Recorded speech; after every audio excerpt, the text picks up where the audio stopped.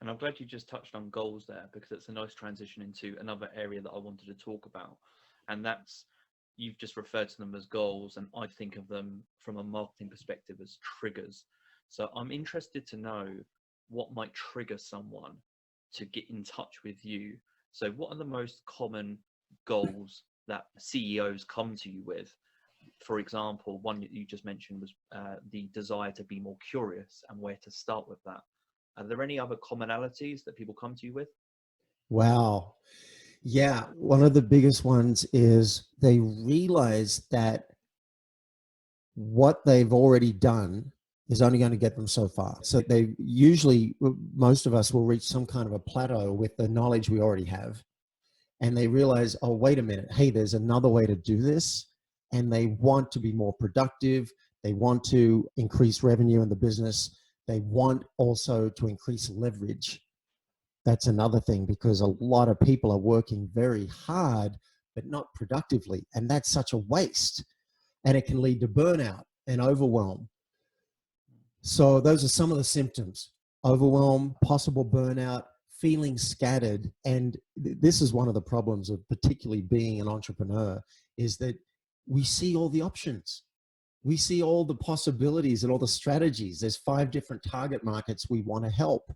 There are 5 different problems we want to solve for them, 5 different promises, 5 different traffic sources. It's overwhelming just talking about it. Usually they hear me on a podcast like this and they realize, oh yeah, okay, I've got some shiny object syndrome. I keep chasing all these different things. And maybe if I just focused on a few core key issues in the business, I could actually progress twice as fast. And let me go and find out if there's another way to do this. I know what it can be like to feel really scattered.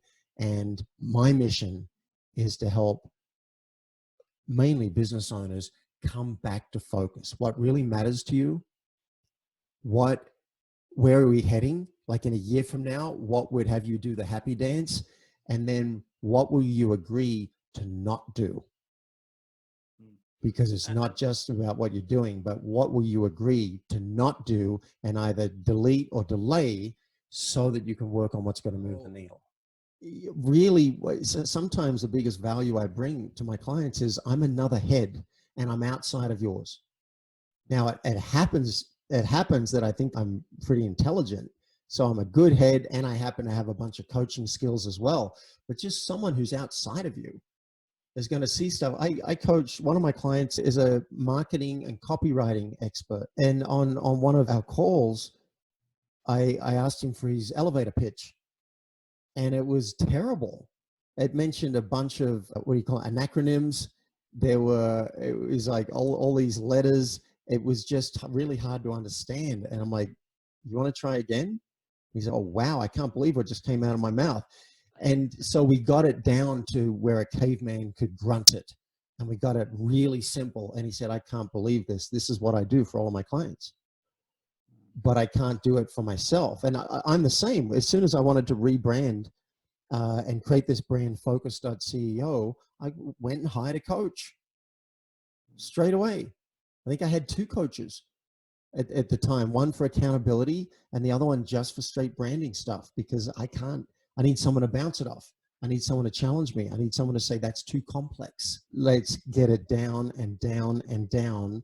And finally, we got down to business owners earning over 200,000, feeling scattered, and they want to double revenue.